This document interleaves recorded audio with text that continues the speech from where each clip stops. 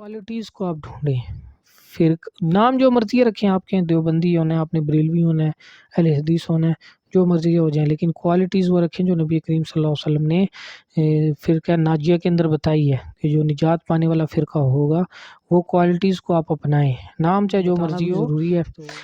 حضرت امیر معاویہ رضی اللہ تعالیٰ عنہ کیا ہیں؟ آپ کہیں گے صحابی ہیں۔ حضرت مغیرہ بن شعبہ رضی اللہ تعالیٰ عنہ کیا ہیں؟ صحابی ہیں۔ حضرت ابو سفیان رضی اللہ تعالیٰ عنہ کیا ہیں؟ صحابی ہیں۔ پھر یہ مانا علیہ و اصحابی، جو میرے اور میرے اصحاب کے نقش قدم کے اوپر چلتا ہے، دیکھو نبی کریم صلی اللہ علیہ وسلم کا جو صحابہ کے نقش قدم کے اوپر چلتا ہے، اور یہ اصحاب تو کیا ہیں؟ صحابی ہیں۔ تو اس کا مطلب کیا ہے کہ نبی کریم صلی اللہ علیہ وسلم کی کیا حدیث جھوٹی ہے؟ معاذ اللہ، نعوذ باللہ، حدیث جھوٹی نہیں ہے، لوگ ہمیں غلط بتا رہے ہیں کہ یہ لوگ سیدھے رستے پہ نہیں تھے، یہ ڈنڈی مار رہے ہیں، یہ جھوٹ بول رہے ہیں اور ہمیں الٹے رستے کے اوپر لگا رہے ہیں، یہ ہمیں غلط بتا رہے ہیں، کیونکہ نبی کریم صلی اللہ علیہ وسلم کی حدیث کبھی بھی غلط نہیں ہو سکتی۔ بسم اللہ الرحمن الرحیم، صلی اللہ علی النبی الکریم۔ میں چھوٹی سی ویڈیو بناؤں گا اور آپ کے ساتھ آسان باتیں کروں گا جو آپ کی سمجھ کے اندر آ جائے۔ انجینئر محمد علی مرزا صاحب کہتے ہیں کہ فرقہ واریت کو چھوڑ دو، فرقہ واریت سے باہر آ جاؤ۔ تو اس پر ہم انجینئر محمد علی مرزا صاحب کو کہتے ہیں کہ آپ بھی تو ایک فرقہ بنا رہے ہو نا، لوگوں کو اپنی طرف جوڑ کر آپ بھی تو ایک فرقہ بنا رہے ہو۔ تو انجینئر محمد علی مرزا صاحب کہتے ہیں کہ میں فرقہ کیسے بنا رہا ہوں؟ نہ تو میری کوئی چندہ بک ہے، نہ میں کسی سے چندے لیتا ہوں، نہ میں نے مدرسے بنائے ہوئے ہیں، نہ میری کوئی مسجد ہے، تو یہ فرقہ کیسے ہوا؟ کہ جو اس بات سے انجینئر محمد علی مرزا کی اس بات سے متفق ہے، اس سے اور انجینئر محمد علی مرزا صاحب سے میرا ایک سوال ہے، قرآن کی کس آیت کے اندر، کس حدیث کے اندر یہ آیا ہے کہ جو شخص چندہ لیتا ہے، چندہ بک بنائی ہوئی ہے، اس نے مدرسے بنائے ہوئے ہیں، مسجدیں بنائی ہوئی ہیں، وہ گروہ ایک فرقہ ہے، ٹھیک ہے؟ بلکہ قرآن اور حدیث میں سے آپ اس کو ناجائز ہی ثابت کر کے بتا دو کہ چندہ لینا اور مسجدیں بنانا، مدرسے بنانا یہ حرام ہے۔ ہاں، جو شخص چندوں کے اندر ڈنڈی مارتا ہے کہ مسجد کا چندہ آیا ہوا ہے اور اس کو کسی اور کام میں خرچ کرے، اس میں سے ڈنڈی مارے، تو وہ کام غلط کرتا ہے، اس سے ہم اس کو روکتے ہیں، لیکن اس کا مطلب یہ نہیں ہے کہ وہ فرقہ بن جاتا ہے۔ قرآن اور حدیث میں آیا ہے کہ جس نے نظریات، عقائد، مسائل ان کو علیحدہ کیا، نظریات کو علیحدہ کر کے ایک گروہ بنایا، وہ فرقہ ہے۔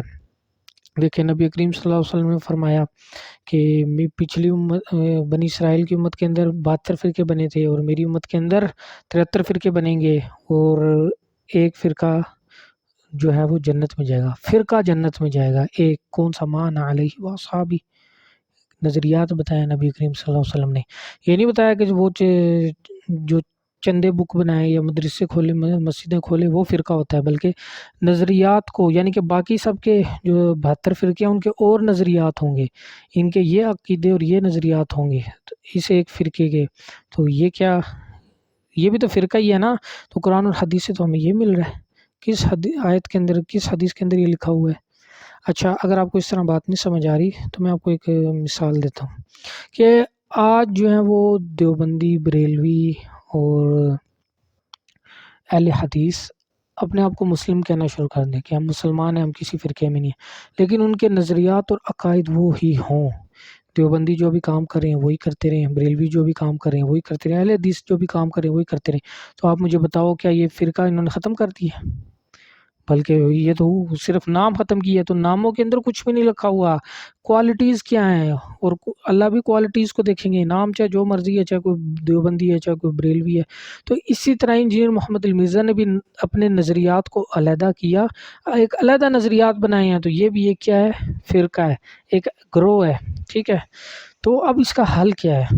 دیکھیں، حل تو نبی کریم صلی اللہ علیہ وسلم نے 1400 سال پہلے بتا دیا کہ میری امت کے اندر 73 فرقے بنیں گے، ایک جنت میں جائے گا، ما انا علیہ و اصحابی، جو میرے اور میرے اصحاب کے نقش قدم کے اوپر چلے گا۔ اور مجھے ایک بات بتاؤ آپ کہ جو صحابہ کرام کے اوپر طعن کرے، ان کی غلطیاں پکڑے، ان کو سیدھے رستے پر ہی نہ مانے، ان کو سیدھے رستے پر ہی دیکھیں۔ اب میں آپ سے پوچھتا ہوں، بات کسی اور طرف جا رہی ہے لیکن بتانا بھی ضروری ہے، حضرت امیر معاویہ رضی اللہ تعالیٰ عنہ کیا ہیں؟ آپ کہیں گے صحابی ہیں۔ حضرت مغیرہ بن شعبہ رضی اللہ تعالیٰ عنہ کیا ہیں؟ صحابی ہیں۔ حضرت ابو سفیان رضی اللہ تعالیٰ عنہ کیا ہیں؟ صحابی ہیں۔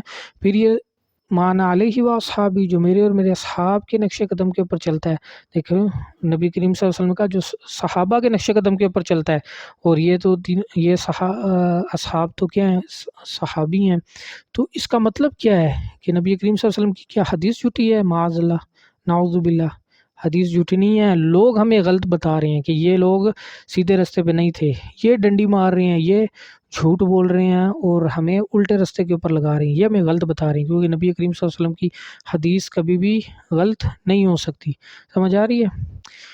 اچھا جی، تو اس کا حل یہی ہے کہ کوالٹیز کو آپ ڈھونڈیں، پھر نام جو مرضی رکھیں آپ کے، دیوبندی ہونا ہے، آپ نے بریلوی ہونا ہے، اہل حدیث ہونا ہے، جو مرضی ہو جائیں، لیکن کوالٹیز وہ رکھیں جو نبی کریم صلی اللہ علیہ وسلم نے فرقہ ناجیہ کے اندر بتائی ہے کہ جو نجات پانے والا فرقہ ہوگا، وہ کوالٹیز کو آپ اپنائیں۔ نام چاہے جو مرضی ہو، تو ناموں سے کچھ فرق نہیں پڑتا۔ تو میرے خیال اب آپ کو سمجھ آ گئی ہوگی کہ انجینئر محمد علی مرزا صاحب نے فرقہ بنایا ہوا ہے یا نہیں بنایا ہوا۔ سبحان ربک رب العزت عما یصفون والسلام علی المرسلین والحمد للہ رب العالمین۔